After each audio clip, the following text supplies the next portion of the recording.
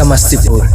क्या आप जानते हैं समस्तीपुर सिर्फ 3 धुर में अवस्थित है। कहने को तो समस्तीपुर जिला 2904 वर्ग किलोमीटर में फैला हुआ है। तो चलिए आज हम जानते हैं समस्तीपुर जिला और उनके धरोहर के बारे में। समस्तीपुर का नाम सरैसा है जो मध्यकाल में बंगाल और उत्तरी बिहार के शासक हाजी शमसुद्दीन के नाम पे पड़ा था। कुछ लोगों का मानना है कि इसका प्राचीन नाम सोमवती था, जो लोगों की जुबान से फिसलकर सोमबस्तीपुर, फिर समबस्तीपुर और आज समस्तीपुर हो गया। सन 1972 में दरभंगा जिला से अलग होकर पूर्ण जिला का दर्जा पाया। समस्तीपुर की संस्कृति सरल, सुंदर और धर्मनिरपेक्ष रहा है। इस जिले में लोकगीत और विश्व प्रसिद्ध मिथिला पेंटिंग पुरानी परंपरा रही है। यह जिला कभी मिथिला प्रदेश, वैशाली गणराज्य, मगध मौर्य, सोमकर्ण और गुप्त शासकों का महान साम्राज्य रहा। इसके उत्तर में दरभंगा, पश्चिम में मुजफ्फरपुर, वैशाली जिले और पूर्व में बेगूसराय और खगड़िया जिले हैं। समस्तीपुर को मिथिला का प्रवेश द्वार भी कहा जाता है। कहने को तो समस्तीपुर जिला 2904 वर्ग किलोमीटर में फैला हुआ है, लेकिन समस्तीपुर मात्र 3 धुर में अवस्थित है, यानी 0.188 डिसमिल है, जो शहर के बीचों बीच समस्तीपुर स्टेशन के बगल में गांधी स्मारक के रूप में अवस्थित है। अब हम समस्तीपुर जिला और उनके धरोहर के संबंध में जानते हैं। समस्तीपुर जिला मुख्यालय से 17 किलोमीटर दूर दक्षिण पश्चिम में खुदनेश्वर स्थान भगवान शिव को समर्पित एक हिंदू मंदिर है। मंदिर का नाम खुदनी नाम की एक मुस्लिम महिला से विरासत में मिला था। उसी स्थान पर एक शिवलिंग भी मिला था। 14वीं शताब्दी में बहुत ही चमत्कारी तरह से इस मंदिर की खोज हुई थी, जिसे आज के लोगों को विश्वास करना लगभग नामुमकिन है। जब खुदनी नाम की एक मुस्लिम महिला गाय चरा रही थी, लेकिन चराने के बाद जब वो अपनी गाय का दूध निकालने का प्रयास कर रही थी तो उसे दूध नहीं मिला। ये सिलसिला लगातार चलता रहा, लेकिन अचानक एक दिन उसकी गाय चरते चरते एक सुनिश्चित जगह पे दूध गिराने लगी और यह सिलसिला कुछ दिनों तक लगातार चलता रहा। अपनी गाय का दूध बहते हुए देखकर खुदनी आश्चर्यचकित रह गई। वे अपनी खोज बताने के लिए गांव की ओर भागी।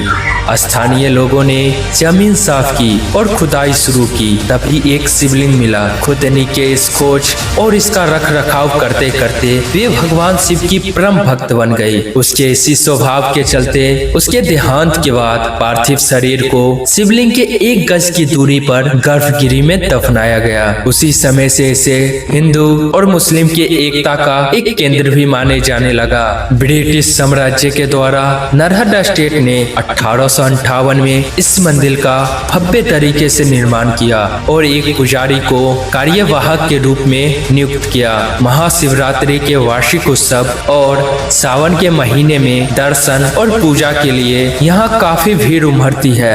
यह सिर्फ बिहार ही नहीं बल्कि पूरे देश का एकमात्र ऐसा मंदिर है जहाँ शिवलिंग के साथ साथ मनहर की भी पूजा अर्चना की जाती है। चंद्र भवन समस्तीपुर के पटोरी में स्थित है। चंद्र भवन जहाँ पे छुपा है स्वतंत्रता संग्राम का इतिहास। चंद्र भवन जहाँ स्वतंत्रता आंदोलन के दौरान भगत सिंह और चंद्रशेखर आजाद जैसे आजादी के दीवाने वर्षों छिपे रहकर आजादी के आंदोलन को दिशा देते रहे। भवन के दीवारों में बने हुए सुरंग आज भी उनके छिपने की कहानी कहते हैं।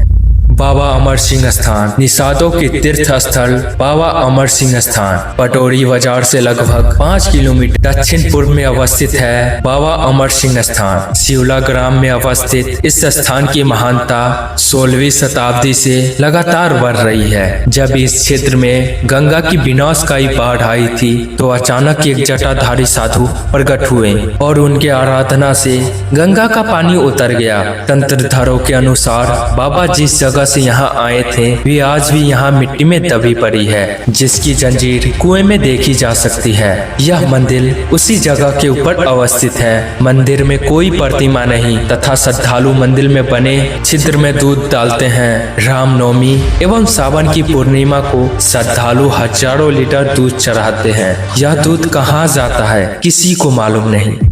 बाबा थानेश्वर स्थान मंदिर शहर के बीचों बीच प्राचीन धार्मिक आस्था का केंद्र है बाबा थानेश्वर स्थान मंदिर। इस मंदिर का शिवलिंग माता पार्वती के साथ विराजमान है। यहाँ एक विशाल पीपल का वृक्ष था जो सूखने के बाद यहाँ एक शिवलिंग प्रकट हुई। इसके बाद लोगों ने पूजा अर्चना शुरू कर दिया।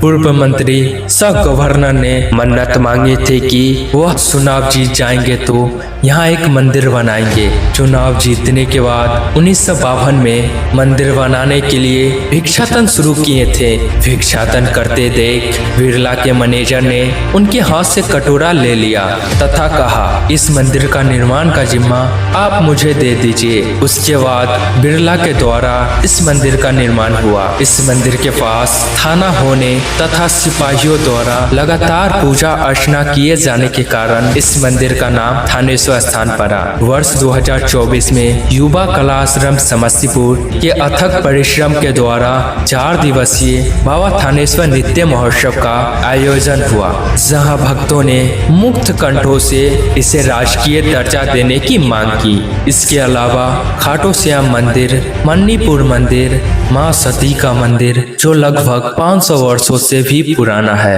यह सारे यहाँ अवस्थित हैं। वर्तमान समय में समस्तीपुर जिला अपने ऐतिहासिक महत्वपूर्ण प्राकृतिक सुंदरता, कृषि उत्पाद और आर्थिक गतिविधियों के साथ बिहार के समग्र विकास और वृद्धि के महत्वपूर्ण भूमिका निभाता है।